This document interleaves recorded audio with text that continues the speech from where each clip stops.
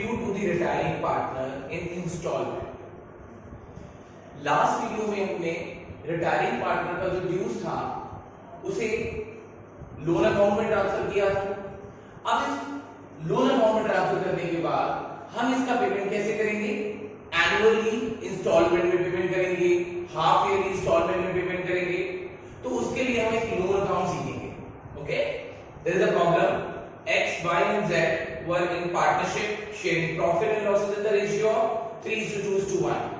Z retired from the firm and on 1st April 2016, after adjustment, his capital account shows a credit balance of rupees 2 lakh.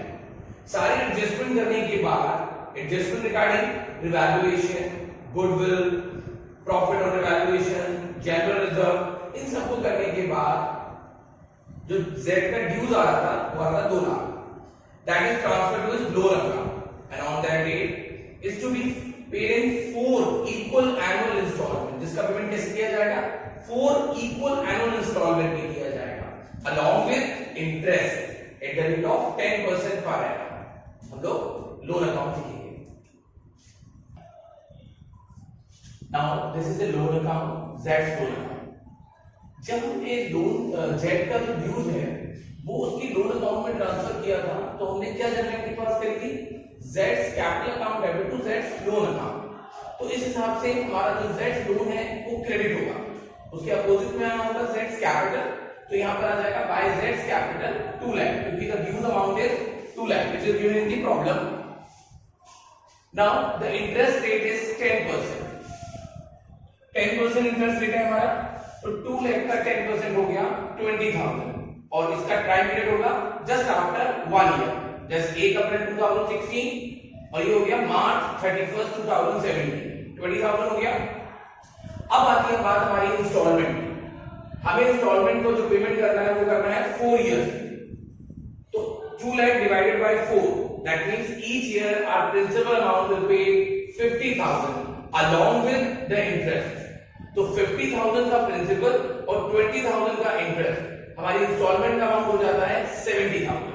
Yes, फिर उसके बाद इसको less करेंगे, हमारा balance आ गया 1,50,000।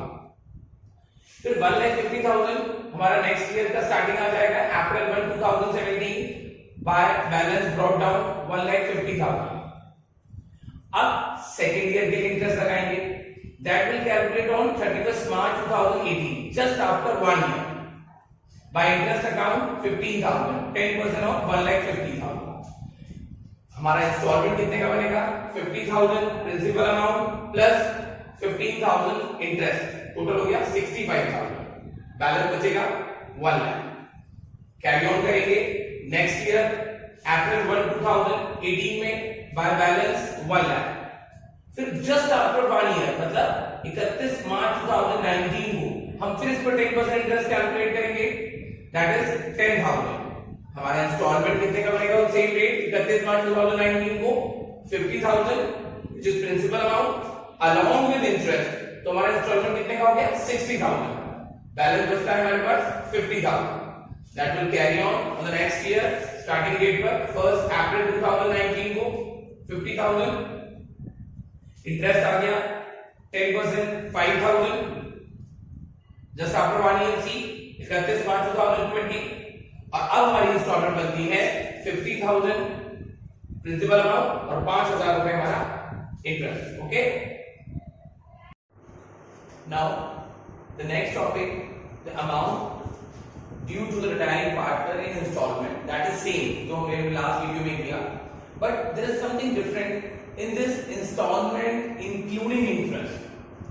And last question हमने किया था लास्ट वीडियो में, that was installment along with interest. उसमें हमने इंटरेस्ट अलग से ऐड किया था और इसमें हमें जो इंस्टॉलमेंट का अमाउंट बताया जाएगा उसमें इंटरेस्ट ऑलरेडी इंक्लूडेड होगा। That is the main difference in both the questions. X, Y, Z were in partnership sharing profit and loss equally. Z retired from the firm and after all adjustment means after revaluation, profit, goodwill, reserves, after all adjustment, his capital account shows a credit balance of rupees 50,000 as on 1st April 2017. Z is to be paid in into equal installment of rupees 25,000 each, including interest. That means इस 25,000 में interest का amount already included है at the rate of 10% on the outstanding balance of each year, and the balance including interest in the third year. अगर हमारा 2 instalment पे करने के बाद जो भी बैलेंस होता है उसको हम थर्ड ईयर में पे करेंगे, इंटरेस्ट को ऐड करके. Prepare Z's loan account. Now another loan account, Z's loan account draw करेंगे. सेम वे जो भी हमारा Z का ड्यूज है, उसकी जो कैपिटल का ड्यूज है 50,000, that will transfer in the credit side of loan account. जैसा कि मैंने पहले बताया था कि क्या एंट्री करते हैं हम लोग, हम एंट्री करते हैं Z's capital account debit to Z's loan account. तो लोन अकाउंट हमारा क्रेडिट होता है कैपिटल अकाउंट से. तो ये 50,000 का उसका लोन अकाउंट था जो हमने ट्रांसफर कर दिया. नाउ इन दिस क्वेश्चन आपको इंस्टॉलमेंट पहले से बता दी है 25,000, जिसमें इंटरेस्ट ऑलरेडी इंक्लूडेड है. ओके, हम फर्स्ट आफ्टर कंप्लीटिंग 1 ईयर मतलब 31 मार्च 2018 को इंटरेस्ट कैलकुलेट करेंगे 10%. तो क्या हो गया 5,000, और हमारा इंस्टॉलमेंट है जो उन्होंने ऑलरेडी बता दिया 25,000, ये 25,000 आ गया सेम डेट पर 2018 मार्च 31. 55,000 माइनस 25,000, ये बैलेंस आ गया हमारा 30,000. ये बैलेंस ट्रांसफर हो जाएगा 1 अप्रैल 2018 में 30,000. नाउ सेकंड ईयर हम लोग इंटरेस्ट कैलकुलेट करेंगे just after 1 year, that means on 31 March 2019 में by interest account 3,000, 10% of 30,000. But installment का अमाउंट बच्चों में ऑलरेडी पता है 25,000. तो सेम हम इंस्टॉलमेंट यहां लिखेंगे. तो हमारा बैलेंस बचता है 8,000. After paying the second installment, the balance still rupees 8,000, जिसको हम कब पे करेंगे थर्ड ईयर में. ऐसा हमने स्टेटमेंट में लिखा हुआ है. You can see the outstanding balance of each year and the balance including interest in third year. 2 installment of 25,000 pay करने के बाद जो बैलेंस बचता है उसे हम थर्ड ईयर में पे करेंगे इंक्लूडिंग इंटरेस्ट. उसमें भी इंटरेस्ट ऐड करेंगे. तीसरा साल हमने 8,000 को अगले साल ट्रांसफर कर लिया 2019 फर्स्ट अप्रैल 8,000. इंटरेस्ट का रेट वही रहेगा 10%. तो 8,000 का 10% 800, टोटल यूज हो गया हमारा 8,800, जिसको हम कंबाइनली पे कर देंगे. ओके, टू बैंक अकाउंट 8,800, ये हमने पे कर दिया. So what is the basic difference in both the loan account? Last जो लोन अकाउंट किया था वहां पर अलोंग विद इंटरेस्ट था, हमें इंस्टॉलमेंट में इंटरेस्ट ऐड करना होता था. ठीक है, बट इस क्वेश्चन में हमने इंटरेस्ट अलग से ऐड नहीं करा. हमें जो इंस्टॉलमेंट दिया है वो हमने 2 साल सेम पे किया है. ठीक है, और तीसरे साल अलोंग करके दिया है. ये हमारा सेकंड लोन अकाउंट कंप्लीट हुआ. हम अपनी सेम हेडिंग में सेम हमारा जो टॉपिक चल रहा है उसमें एडवांस प्रॉब्लम सॉल्व करेंगे. What is advance in this question? Earlier जो हमने 2 क्वेश्चन करे उसमें हमें जो ड्यूज है वो कैलकुलेट करके दिया होता है. ओके, पर यहां आपको उसका ड्यूज कैलकुलेट करना है after making capital account. Read the question. A, B and C are partners in a firm sharing profit in the ratio of 4:5:6. B retired on 1st April 2014. On that date, the capital account of B before adjustment. If you remember, last video में हमने जो question किए थे वहां पर ये word था after. ठीक है, यहां पर बिफोर एडजस्टमेंट, सारी एडजस्टमेंट करने से पहले. stood at rupees 1 lakh. On B's retirement, goodwill of the firm was valued at rupees 1,14,000. इसका मतलब अभी इसमें गुडविल का ट्रीटमेंट भी करना है. Profit on revaluation account rupees 6,000, that is also added in the capital. General reserve rupees 30,000. And same, the amount payable to B was transferred to B's loan account, which is paid in 2 yearly installment of rupees 75,000 each, including interest at the rate of 10% per annum. An outstanding balance of each year and the balance including interest in third year. 2 साल 75 पे करने के बाद जो भी balance बचेगा, that balance will be paid in third year along with interest at the rate of 10%. अब हम इस क्वेश्चन को सॉल्व करेंगे। ओके ओके, इस क्वेश्चन में हम पहले लोन अकाउंट ड्रॉ नहीं कर पाएंगे बिकॉज लिखा है 20 loan account, but loan account से पहले हम एक कैपिटल अकाउंट ड्रॉ करेंगे, क्योंकि मैंने लास्ट में बताया था कि यहाँ ड्यूज अमाउंट आपको गिवन नहीं है। ये जो कैपिटल का अमाउंट दिया हुआ है दैट इज बिफोर एडजस्टमेंट, सो आपको ये सारी एडजस्टमेंट को टेकअप करना पड़ेगा इस कैपिटल अकाउंट में। तो हम एक वर्किंग नोट बनाते हैं कैपिटल अकाउंट के फॉर्म में। सबसे पहले उनका इनिशियल कैपिटल का balance which is 1 lakh, revaluation का प्रॉफिट गिवन है बच्चों 6000, यस, और उसका जो शेयर है हमारे बी का that is 5/15, 6000 into 5/15, revaluation profit में बी का शेयर हो गया 2000, जनरल रिजर्व 30000, बी का शेयर हो गया 30,000 into 5/15, 10,000, and last goodwill of the firm is given 1,14,000 at the time of retirement. Goodwill of the firm is given 1,14,000. So first we will calculate this. Goodwill of the firm 1,14,000. B share of goodwill 1,14,000 into 5/15, 38,000. A and C are gaining partner, or their gaining ratio is 4:6. That is 2:3. अब B के share को 38,000 को हम A और B में उनके gaining ratio में divide करते हैं। A is gain 38,000 into 2/5, 15,200, और C is gain 38,000 into 3/5, 22,800. Get it? So वो हमने उनके कैपिटल अकाउंट में ट्रांसफर कर दिया। As we know the entry, gaining partners capital account debit to retiring partner, तो रिटायरिंग पार्टनर की क्रेडिट साइड में हम गेनिंग पार्टनर्स के नाम से लिख देंगे उनका गेन 15,200, 22,800।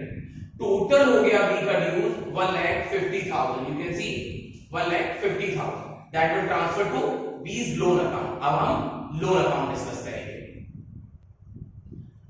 हमने अभी कैपिटल अकाउंट बनाया और उस कैपिटल अकाउंट में हमने बी का टोटल ड्यूज कैलकुलेट किया और हमने उसका जो ड्यूज निकाला दैट इज 1,50,000 जो हमने लोन अकाउंट के क्रेडिट साइड पे ट्रांसफर कर दिया।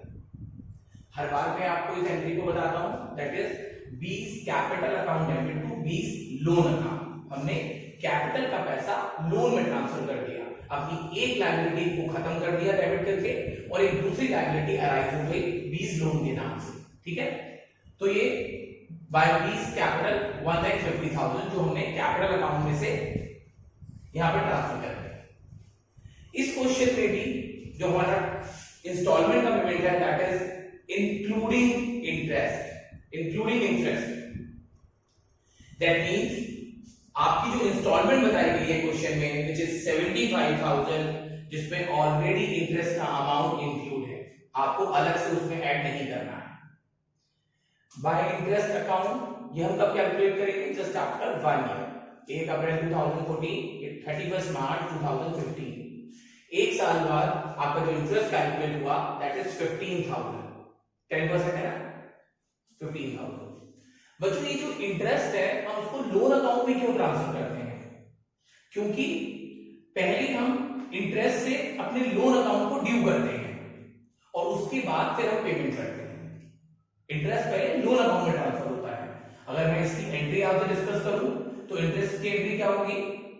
इंटरेस्ट की एंट्री होगी interest account debit to B's loan account. तो देखिए बीस लोन क्या हो रहा है?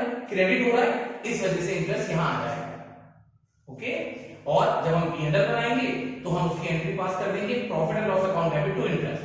तो इंटरेस्ट का अकाउंट क्लोज हो जाएगा P&L से और ये यहां पर बी के रूप में आ जाएगा।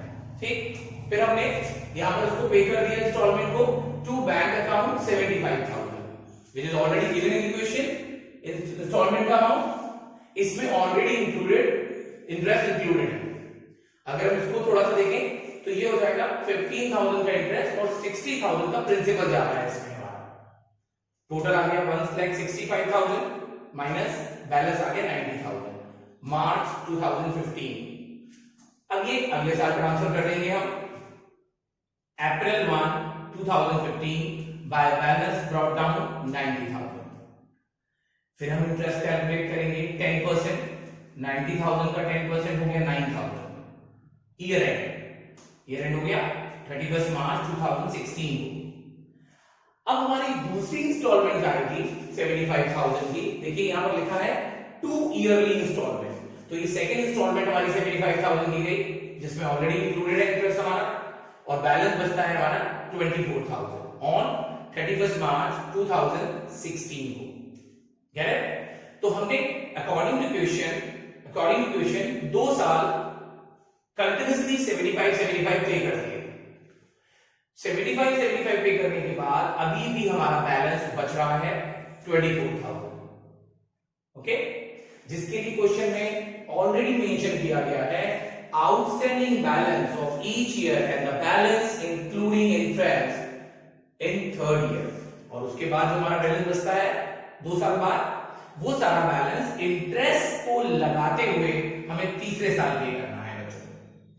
तो हमने बाय बैलेंस निकाला, ट्रांसफर किया 24,000 year and 31 March 2017, yes, bye interest account 2,400। ऐसा भी हो सकता था कि वो यहां थर्ड ईयर के लिए इंटरेस्ट का रेट चेंज कर देते। तो आपको ध्यान से यहां पर डिस्कस करना है, इन्होंने भी इंटरेस्ट का कोई अलग से रेट नहीं दिया। अगर वो यहां पर 10 की जगह 5 या 6 लगा देते तो आपको जो थर्ड ईयर है उसका इंटरेस्ट कैलकुलेट करना होता उसी रेट से। तो ये आपको क्वेश्चन को ध्यान से लर्न करना है कि कोई गलती ना हो। Bye interest account 2,400, yes, total हो गया 26,400। अब यहां पर हमने उसको पे कर दिया 31 मार्च 2017। टोटल ओवरऑल ये हमारा लोन अकाउंट बना है 3 साल के लिए, तीसरे साल जाकर हमारा ये पेमेंट हुआ है, ठीक है। टोटल ये हमारा जो लोन अकाउंट बना है वो 3 इयर्स में बना है। Okay, clear?